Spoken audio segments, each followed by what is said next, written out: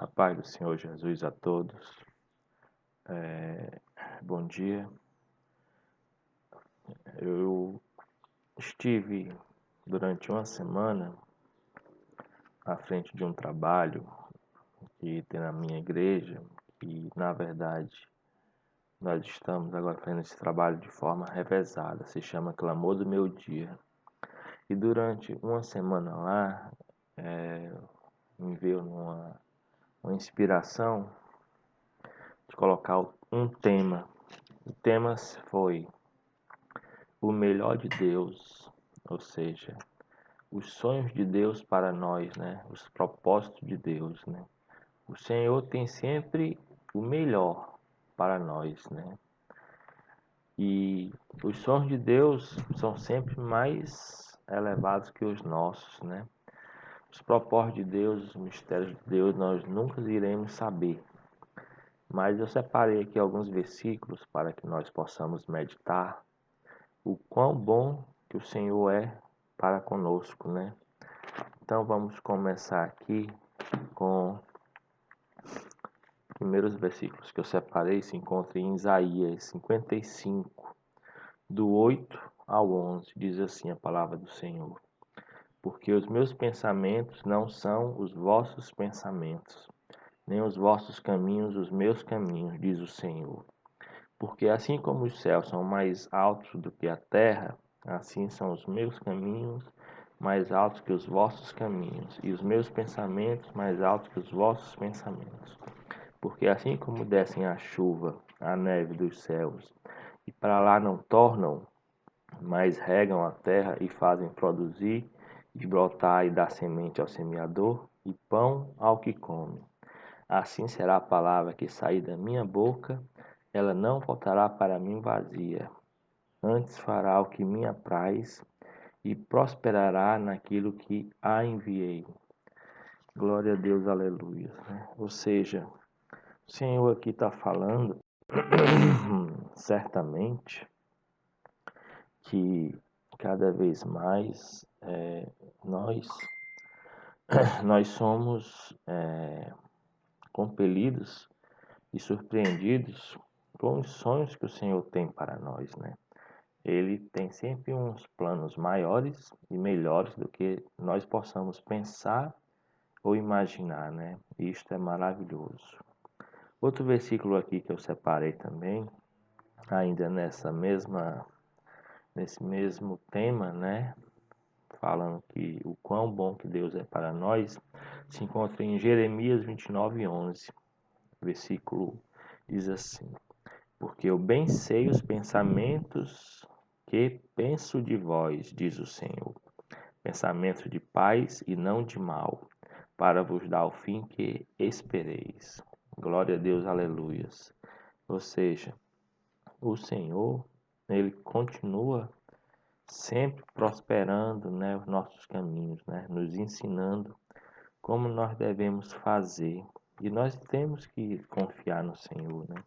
Porque o Senhor é que sabe o que é o melhor para nós, né? Sem falar também que é Ele quem escreve a nossa história. Então, o Senhor, Ele sabe muito mais do que nós possamos, né?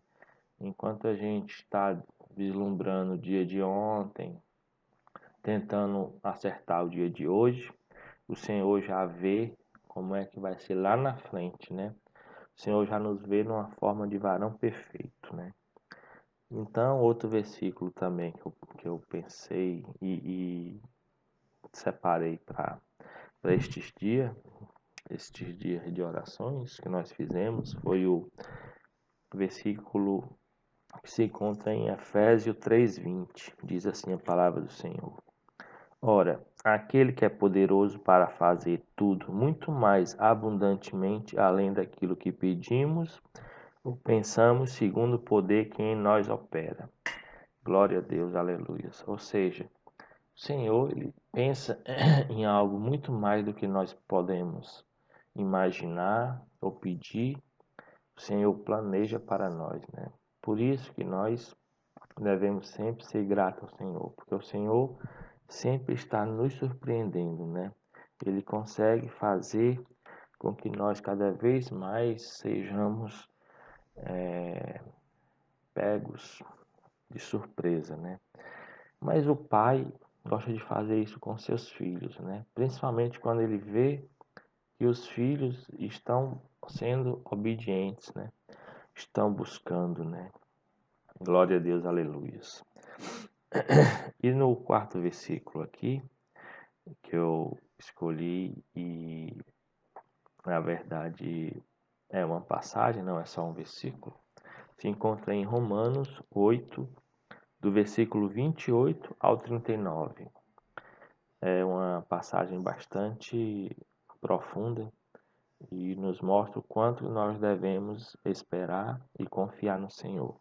Diz assim: E sabemos que todas as coisas contribuem juntamente para o bem daqueles que amam a Deus, daqueles que são chamados por seu decreto.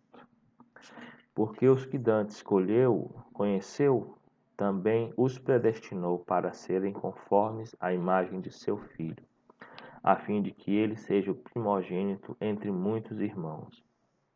E aos que predestinou, a estes também chamou. E aos que chamou, a estes também justificou. E aos que justificou, a estes também glorificou. Que diremos, pois, a estas coisas? Se Deus é por nós, quem será contra nós? Aquele que nem mesmo o seu próprio filho poupou, antes o entregou por todos nós, como não nos dará também com ele todas as coisas? Quem tentará acusação contra os escolhidos de Deus? É Deus quem os justifica. Quem os condenará? Pois é Cristo quem morreu, ou antes que ressuscitou dentre os mortos, a qual está à direita de Deus, e também intercede por nós. Quem nos separará do amor de Cristo? A tribulação, ou a angústia, ou a perseguição, ou a fome, ou a nudez, ou o perigo, ou a espada? Como está escrito: Por amor de ti somos entregues à morte todo o dia. Fomos reputados como ovelhas para o matadouro. Mas em todas estas coisas somos mais do que vencedores, por aquele que nos amou, porque estou certo que nem a morte, nem a vida, nem os anjos, nem os principados, nem as potestades, nem o presente, nem o porvir, nem a altura, nem a profundidade, nem alguma outra criatura nos poderá separar do amor de Deus, que está em Cristo Jesus, nosso Senhor. Glória a Deus, aleluia. Ou seja, nesta passagem, nós verificamos o tanto que o Senhor se preocupa conosco, né? Porque ele diz que são todas, né? Todas as coisas que acontecem contribuem para o bem daqueles que são chamados por Deus, né? Ou seja, se ele diz aqui na sua palavra que os que ele chama, ele justifica, ele fala que através dessa justificação nós também vamos ser glorificados, né? Ou seja, o Senhor ele está nos dando munição, né? Munição para poder nós fazermos o que Ele quer que nós façamos, a sua obra, toda a sua vontade, né? Que é boa, perfeita e agradável. Ele quer que nós façamos cada vez mais o que é bom aos seus olhos, ou seja, que nós formos buscar aquelas ovelhas que estão desgarradas, aqueles irmãos que às vezes estão mais fracos, né? Aqueles também a qual o Senhor já separou e que muitas vezes ainda não se descobriu, né? O Senhor ainda não se revelou completamente, mas para isso é necessário que a gente vá, né? Buscar, vá pregar. Então, o Senhor sempre nos diz, né? Se Deus é por nós, quem será contra nós? Sempre pode ter algumas pessoas para se levantar contra os ungidos do Senhor, né?